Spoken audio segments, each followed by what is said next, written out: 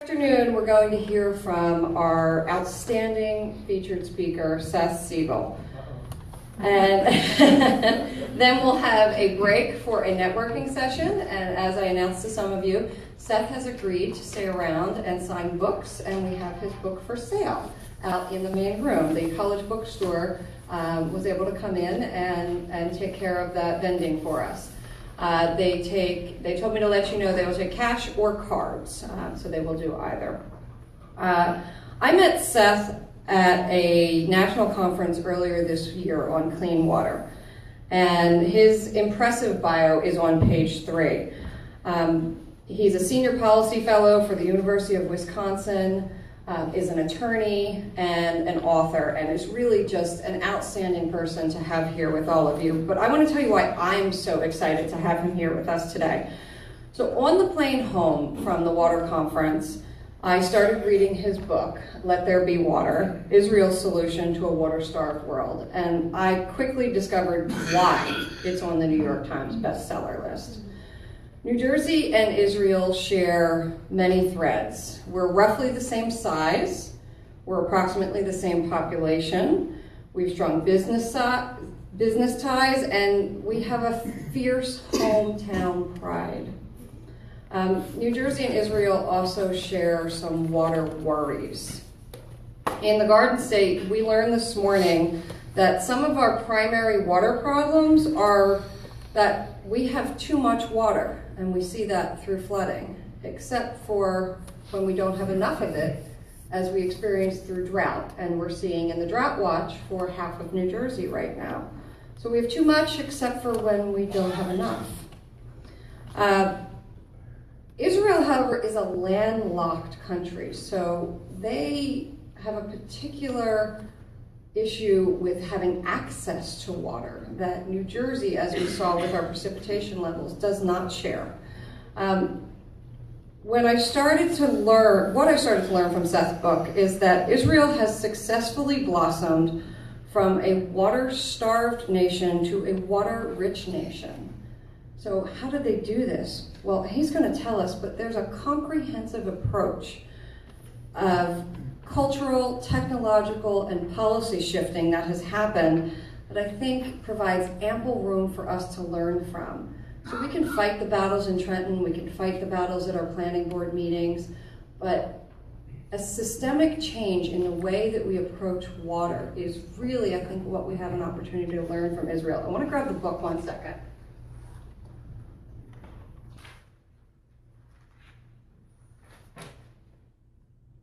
And before I surrender the microphone, I want to share, maybe some of you will help me with telling a childhood nursery rhyme that I'm sure many of us know. So I'm out on a limb here. I need some audience participation. But there's an American nursery rhyme, and it's raining today, so it's apropos, but it's rain, rain, go away. Does that trigger a bell? So rain, rain, go away. Right, yeah. So in Israel, and I'm sure this loses something in the translation, but the nursery rhyme is rain, rain from the skies, all day long drops of water. Drip, drop, clap your hands. So it's a celebration of rain rather than telling it to get out of here. And so I like the rain, and I like when the water comes down. It feels good to me. And so that kind of a shift in our culture is something that takes a long time, but I think we have a lot to learn. And I know that the way you are working in your communities, because I see it through the achievement awards, I see it through the assistance requests, I see it through the stories that we tell in the ANJEC news, I know change is possible because you're doing it. And so again, I want to thank you, I want to celebrate you, and I want to invite you to read Seth's bio, and let's tune in and listen to him now. And I really have to tell you, this is a fabulous book, and I highly encourage it. So Seth, thank you so much for coming in today and joining us.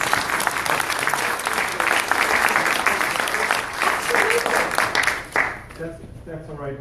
Does that run things through your videographer here? And is this working? Can you hear me? Oh, you can. Beautiful. Wonderful. I'll wander around a little bit from time to time as well, if that's okay. And I'm going to try to keep my eye on the time. because my absolute favorite part of all this is Q&A, so I can answer the questions that are of interest to you. So let me just set my watch if I can. There we go. Okay, 4 o'clock today. Is that okay if I stop now? I come from the Fidel Castro School of Short Speeches, so I'll do what I can do. First of all, Jennifer, I want to thank you not only for inviting me, but I want to thank you for that really remarkable introduction, because you not only spared me the first 10 minutes of my talk, but no, seriously, but you really have internalized the message of the book, and I'm very grateful to you that you have done that and helped share that with the audience. This book has been a bit of a Cinderella experience for me. Books about water in somewhat obscure countries don't generally make it to the New York Times bestseller list, and I surely did not expect this here either. I'll tell you the story of how the book came to be written in a moment or two, but what I do want to share with you is that this is kind of a milestone date. The book came out almost exactly a year ago. I went on my speaking tour on October 1st last year. I have been a man on a mission because the exposure and the popularity of the book has given me an opportunity to do what I have most wanted to do, which is to have an impact on the public policy conversation about water, something that every one of you wakes up in the morning thinking about and worrying about and wondering how you can expand awareness of public officials, of the media and others. And I have been given this great Cinderella-like gift to be able to do this. So today is September 30th. I went on tour on October 1st, and this, my assistant marks each talk. This is my 180th audience talk. And it has been, although I adore my wife and I miss her very much being on the road, other than that, it has been the absolute gift of a lifetime to be able to help sort of Paul Revere-like, go around everywhere, dry places, wet places, agricultural communities, policy groups, environmental groups, state legislatures, the US Congress, the United Nations, and other places, and be able to tell this, I think, captivating and important story. And let me frame for you why it's a captivating, important story. It's a captivating, important story because it also taps into something much larger that is going on in our lives right now. Whoever it is that you support for president, whoever it is you support for different offices, the one common theme I hear from everyone everywhere is a general sense of malaise and unhappiness about the way our governance is going. And part of the reason for that is not just the choice of candidates, it's also the feeling that government has somehow or other not come through with its most basic promises. Now, I'm going to come back to this theme later. But what I want to say is that when government delivers on its promises, when government helps us to live our lives so that we hardly even notice that we have problems, that's a time when citizenry feels more empowered and more desirous and also able to give more authority to our elected officials and to delegate more responsibility. And I can't emphasize enough that success in the area of basic things like water and the environment, so that people don't have to think that they themselves or their children will be poisoned, is of utmost importance. What we saw in Flint earlier this year is actually not a one-off. There are over 2,000 communities in the United States that have similarly toxic pipes and pumps. And therefore, that's a time where everyone everywhere, not just in Flint, can step back and say, what about me? How do I trust my governance situation? Okay, so what am I hoping for? I'm hoping for it to raise awareness. Now, Candace, I want to, Candace, right? Is that right? Candace, I don't know when you started in this work. I don't think you said the year. But I want to also say that what I'm dreaming of and hoping for, and I think Candace can reinforce some of this, is absolutely very doable.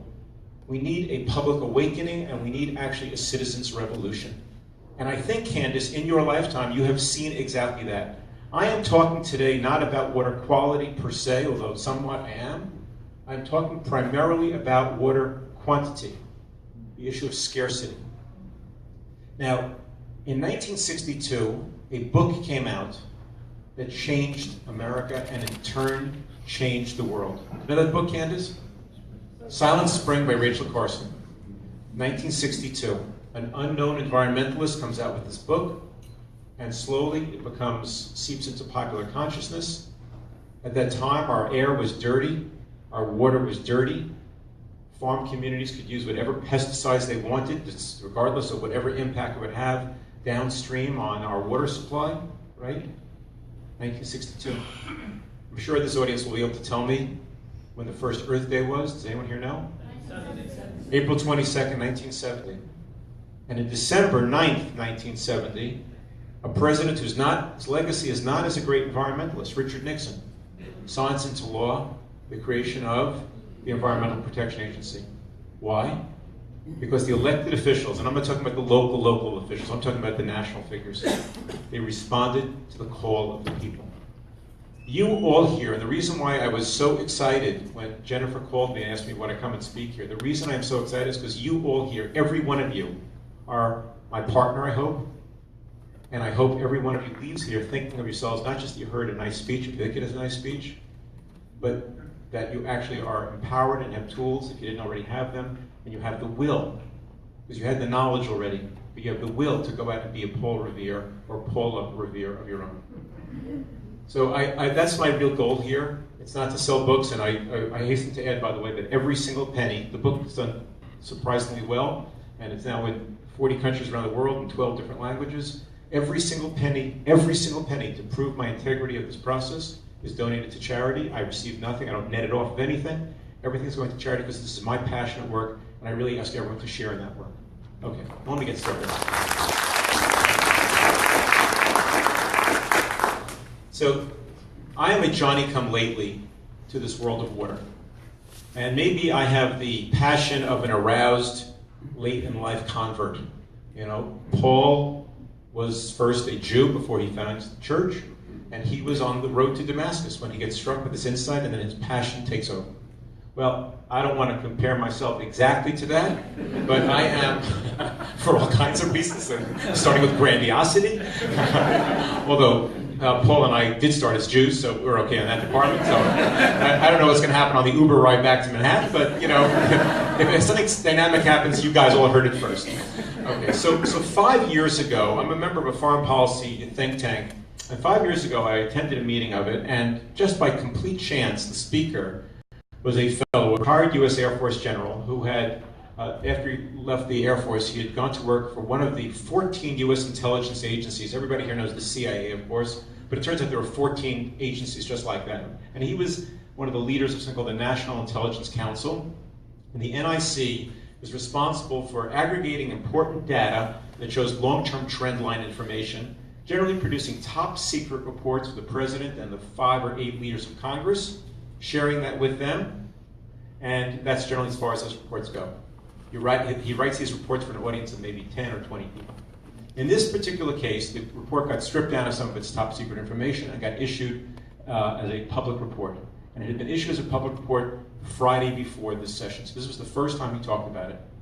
And what he said was that the US government believed with a high degree of certainty, this is 5 years ago, he believed with a high degree of certainty that by the year 2025, 60% of the world's landmass and billions, with a B, billions of people around the world would be suffering from water scarcity.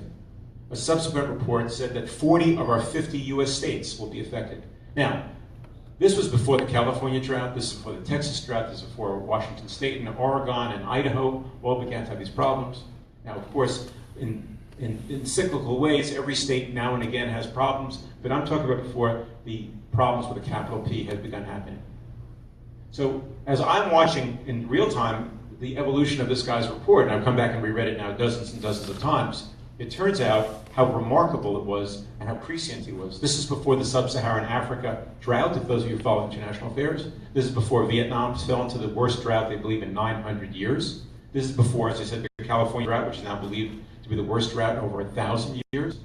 So this is a real significant trend. Now, we all have been conditioned to think about these things in environmental and climate change terminology. And those, of course, are very significant reasons for the fact that we are going into a period of severe water scarcity. But I want to help address for you also that it's not just climate change. It is climate change to a significant degree, but not just that. Right now, globally, we're about 7.5 billion people in the world, a little less, and the UN guesstimate is that we will finally level off a couple of decades from now between 10 and 11 billion people. If we are pinched on our water supplies right now, what will life be like when we are about 35-40% more people? Second of all, we're not just more people, we're more affluent people. And so the lifestyles that we all kind of live here in America are to one degree or another starting to be adopted by more and more people around the world. And that, from a humanitarian point of view, is actually great news. But from an environmental and water point of view, it's very, very troubling. Why? Because as people become more affluent, they consume enormously more amounts of water. And I'm not talking about long showers, although that adds to it, or a jacuzzi in the backyard, although that adds to it. I'm talking primarily about when people move up the development scale from a life that is sort of Stone Age-ish, with no electricity and no running water, and they eat a grain-based diet. Everything changes when they start having electricity and running water in their homes, enormously water consumptive, and more significantly, when they start eating an animal-based diet. Now, there may be people here who are vegetarians or vegans, and you may be doing it for religious reasons or health reasons or ethical reasons. But I'm going to venture to say that nobody here is a vegetarian or vegan because they can't afford to buy meat. Well, in much of the world, that is the case. And you know what? That 1.3 billion people who the US government estimates in the next 10 years will be in the middle class around the world who are now in dire poverty, they are going to start eating meat. And it takes 17 times more water to grow a pound of beef as it does to grow a pound of corn, which is a basic part of their diet right now. Again, a big pinch on our supplies. Of course, climate change and pollution of our water resources, and something that, again, everyone here probably knows a lot about, but the general public knows nothing about, because it's invisible, it's out of sight, out of mind, and that is our absolutely rotten national and international infrastructure. Right now, our national plumbing system loses approximately 30 to 35% of its water from the time the water has been brought to the destination and cleaned and been ready to be distributed into homes and into businesses and to agriculture. We lose 30 to 35%. Well, that's absolutely unacceptable.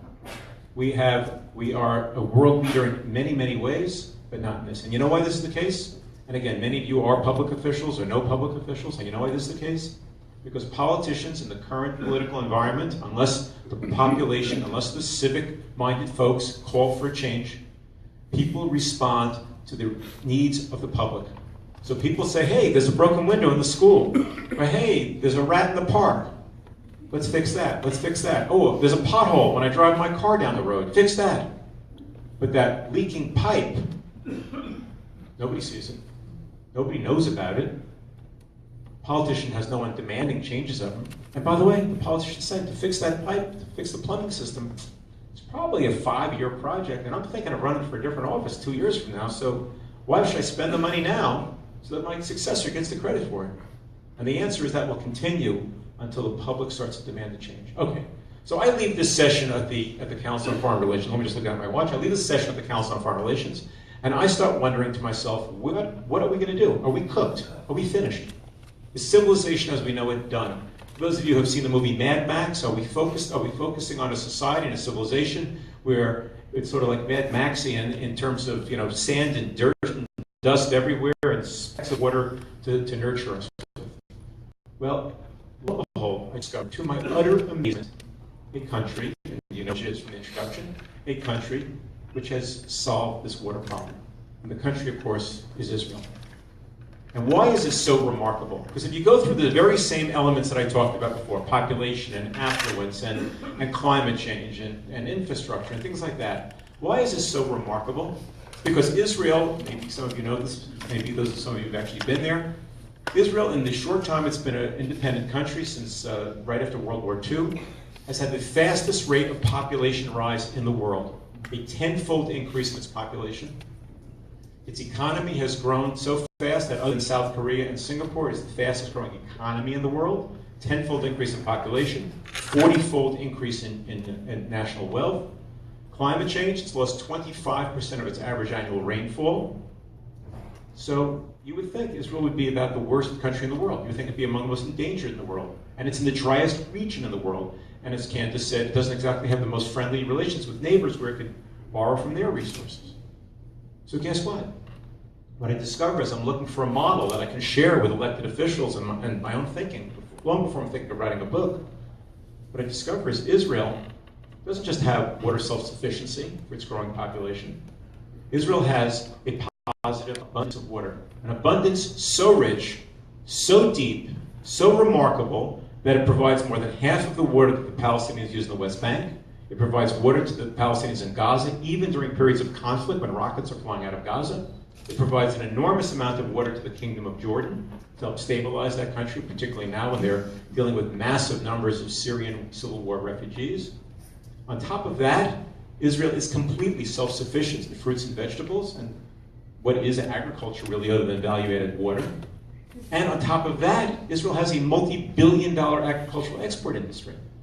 So only a country that would be insane would start exporting its water, virtual water, but it's water nonetheless, if it had a shortage coming ahead. But it doesn't. And so I thought, in the remaining time, and then we'll have open up for questions and comments, I thought it'd be interesting to share what it is that Israel did. And this is not completely what's in the book, but to some degree what's in the book. The book is divided into basically 3/3. I'm a liberal arts major kind of a guy. It's not a lot of science in the book. It's really more policy focused and ideas of how this was done. The book's divided kind of into 3/3, sort of history, culture, society. What is it that Israel did and how did they do it? The second third is what are the technologies that transformed Israel? And the third part is what I call hydro diplomacy. How has Israel used this as a tool of engagement around the world? I won't be talking too much about the third or the first of those, but just a bit. So first of all, culture. Culture is an enduring phenomenon, and the Israeli culture is water revering, and I tell the story of how that comes to be and why that is. And the effect of that is exactly as the nursery rhyme that Jennifer shared with us. I wasn't thinking of it, I'd forgotten of it, but thank you for reminding me of it, is that we say, rain, rain, go away, come again another day. And 3-year-olds in the nursery programs there, when it rains, they say, clip, clop, clap, clap, let's clap our hands, enjoy. And it's a mindset of that. It's a mindset that in schools there, they teach, as they do here in America, hygiene, how to brush your teeth, how to take a shower, so forth. But a component of that is how you're supposed to properly use water while you're doing that. And I've spoken to plenty of Israelis who are 40 and 50 years old, some of them live in New York, and they say, you can't get that out of your head once you've been trained in this way. So a conservation-minded culture is very deep and widespread in Israel. Second of all, Israel also thinks much about its governance of water. Now, Israel, like every country, has some better and worse things about its government, but in terms of its water, it has an outstanding system of governance and regulation. And the reason for that is it made a decision to make water completely apolitical. Water is managed and administered by an apolitical technocratic water authority, where the only input from the politicians is every 5th year, the water commissioner is appointed by a designated cabinet minister, and then it's hands off. And that commissioner is responsible within the confines of his or her budget to then manage the water of the country. The next thing is a highest best use mentality. And the highest best use mentality, which I don't think we're going to see anytime soon in America, is driven by the fact that Israel made a decision, and it was a decision, it didn't have to be this way, made a decision that it would manage all of its water universally and centrally. What is the highest best use for every drop of water? And so that was a very important driver, so that there are no favorites that can be played because somebody's a big campaign donor to somebody's, somebody who's an important state official or whatever. And therefore, it nets out in a system that people all make the claim as to how and why they should have more water for their development, for their agriculture, whatever. And the government responds by saying, okay, Mr. Farmer, I agree that you should have more water, but do you have the right selection of crops? Maybe if you would change your selection of crops, you'd be able to utilize your water better and actually have a better economic output for that. So once upon a time, Israel was a major cotton country. But cotton, as you may know, along with alfalfa, is the highest water-consuming crop. And so government officials said, this is crazy. We should not be growing cotton ever, ever with fresh water. And so farmers were told, and I'll get to this in a moment, but farmers were told that you have to have an alternative source of water if you want to grow cotton. And so that kind of interaction with the populace and the administrators plays a large role in this. In addition, Israel does something that's done almost nowhere else in the world, and that is it charges a real price for water. And that, I must say, along with the culture, is the most seminal and most important thing that Israel does. If I could ring a bell and make any change in America, it would be that everybody would pay the real price for their water. Because if they did, then they would want to use innovation and technology to save on water. They'd be rational people. But instead, we subsidize our water. We give it away for free, or we charge a price that's so unrelated to the real world. Maybe, perhaps, some of you actually know what your water bill is in your home. Maybe. But I will promise you that your water bill bears almost no resemblance to the actual cost of getting that water to your home, sourcing it, building up the infrastructure, cleaning it, bringing it to you, and then taking it out in the form of sewage. I promise you, because nowhere in America is it done that way. Oh, everywhere there are subsidies, and you don't have to be an economist, but just have to remember economics 101 from college. That subsidies always distort the marketplace because it changes your thinking. You don't act rationally. And so Israel does that. And finally, the point about technology. Israel made a decision early on, unlike utilities in most of the world, where the mindset is if it ain't broke, don't fix it, or good enough is good enough. The mindset is exactly opposite. The mindset there is that it's never good enough, that it's never good enough. There's one drop of water that's wasted, so we can't find a yet better way to make more efficient use of our water. And I want to talk about just 3 major technologies, but there are many more, dozens more, hundreds more. 3. First, Israel made a decision early on that it needed to have a revolution in agriculture. And some of you following the news know that Shimon Peres' funeral was today, one of the founding fathers of Israel. I was very blessed in the process of writing this book. I interviewed 220 people for this book, 190 Israelis, 20 Palestinians, 10 U.S. government officials. And one of those 190 Israelis was Shimon Peres when he was president of Israel. I came into what was supposed to have been a 15-minute interview, a courtesy interview, that a friend of mine helped me to arrange through somebody he knew on Peres' staff. And we started talking, and he is true to his legacy of being a visionary and extraordinary man who will be missed badly.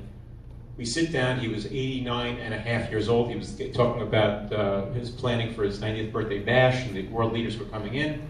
At the age of 89 and a half, he was president of the state of Israel. And 15 minutes became a half hour. At the hour mark, his staffers started coming in and saying, so-and-so is waiting to see you. He confirmed that so-and-so was an internal person. Make him the afternoon, it's okay. I'll see him later. And we ended up at the hour and a half mark, his chief of staff came in and said, Shimon, they're very informal in Israel, it's not like Mr. President, Shimon, enough already!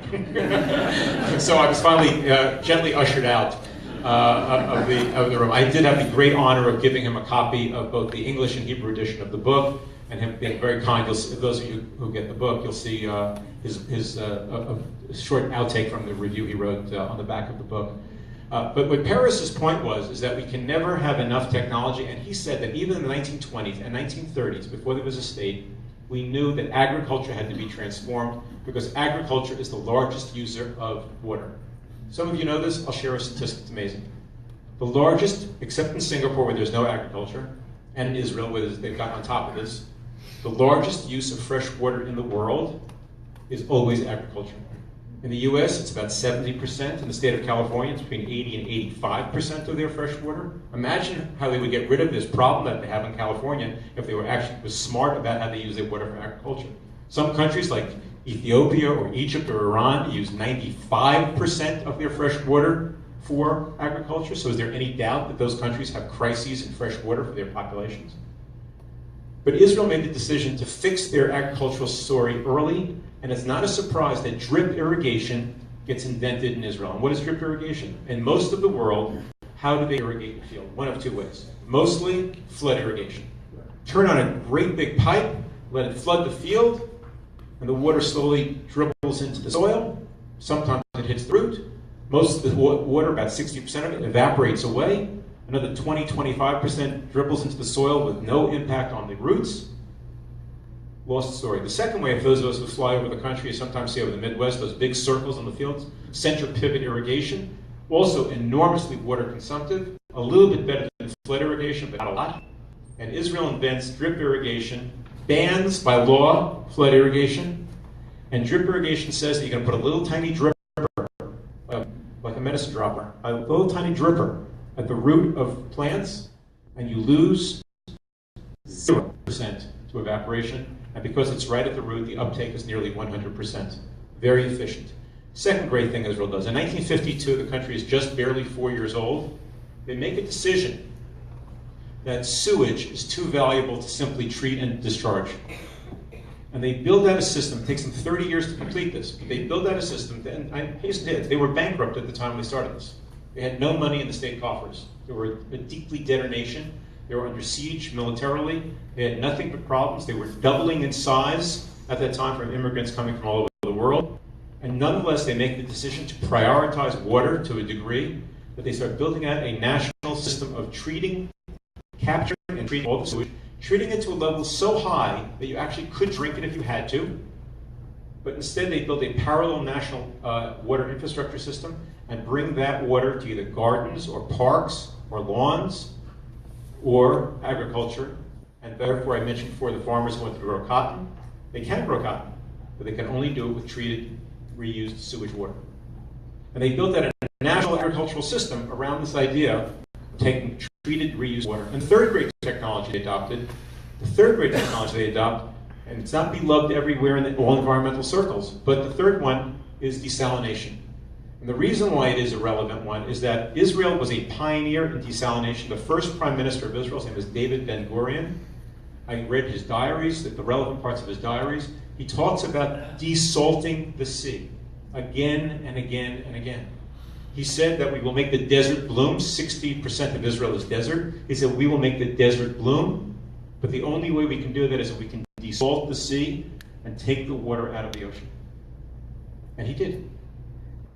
Problematically at first, very expensive at first, but you do it over and over again, you keep improving on it and improving on it. Now Israel has the world's largest desalination plant.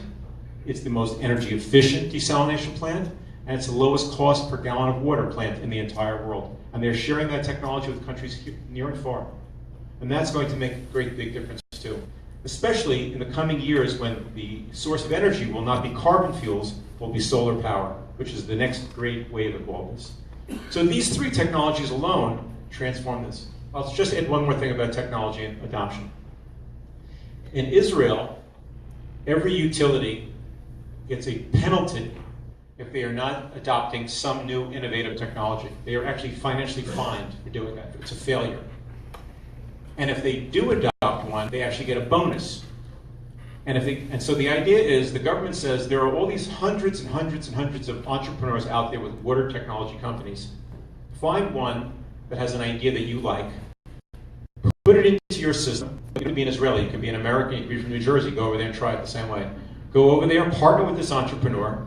If the system works, you've got a better water system. If the system doesn't work, discard it. You still get a bonus from us for having tried it. If it works, then another municipality and another municipality will try it. Within 5 years, the whole country is doing it. And then that company, that entrepreneur, he has the most important thing, or she has the most important thing that an entrepreneur can have. A real-world experience that entrepreneur can bring to countries and utilities all over the world. And so that has been the reason why Israel is now today the center of water innovation, because of this very system, which I believe as industrial policy would be wise to adopt as well. Since this is an environmental organization and talk, I want to just say a word or two about the effect of all of this on Israel's environment. I talk about this in my book. Israel is a very small country. As Jennifer said, it's about the size of New Jersey. Israel has very few rivers that run all year long, mostly rivers that run for a few hours at a shot during the winter. They're still called rivers. And they have only one freshwater lake. And you would think that a country that is so water-starved, you would think that its aquifers, its lakes, its rivers would all be in very bad condition, because that's generally what happens. When you're water scarce, the first victim is the environment. But in Israel, the environment has a stakeholder system. And lo and behold, guess what? Today, Israel's rivers, with the sole exception of the lower part of the Jordan River, it's one freshwater lake, the Sea of Galilee, where Jesus famously walked, and all of its aquifers are in the best condition they have ever been in. And it is because of the fact that Israelis now have 2/3 of their water supply, farmers from treated sewage, households, 80% of household water comes from desalinated water. It's because of that there's less pressure on the natural water that exists. And that's a real win-win-win for everyone and for the future as well. I'd like to close by speaking about, if I may, about a larger policy implication of all of this. And that is, as I said at the outset, when the population believes in its government, when they believe it delivers well, then they're prepared to accept more of their government. And it's not a surprise that Israelis, which are a very fractious democracy, there's lots of political parties, it seems like every third person is a member of a different party. What's really quite remarkable about the country is that because of choices made by their leaders years ago, the country has an extraordinarily cohesive society where people are prepared to give the benefit of the doubt to their leadership. And those three choices were, early on, that Israel would defend itself by itself with a great army. It was decided before there was a state. And as a result of that, Israel today is the fifth, I think, greatest military power in the world, even though it's a country of only 8 million people. It's kind of amazing. Second decision that the country makes is that they want to, instead of sort of allowing immigrants in on a basis of 10,000 a year or 50,000 a year or some sort of sustainably wise approach, they said anybody who wants to come from despotic, authoritarian countries or from democracies, anywhere in the world, who want to come, please come. And they absorbed so many people that, as I said earlier, between 1948 and 1951, the country doubles in size and a tenfold increase. They make a decision that they're going to build out an extraordinary immigration absorption system. And today there's an Israeli who hasn't either served in the military or knows someone who served in the military. There's an Israeli who doesn't either himself or herself, who wasn't an immigrant or the child of an immigrant or who's next to a neighbor isn't that case. And the third great decision they made was they made a decision early on that they were going to be second to none in water, that they would never allow water to be a stop, a gating issue for progress of their society or their economy. And that's a lesson, I think, for a lot of us, that it's a positive not just for itself, and that's important enough alone, it's a positive for the relationship between citizen and government. And I think I'll stop here. Be glad to answer any questions and take the conversation on.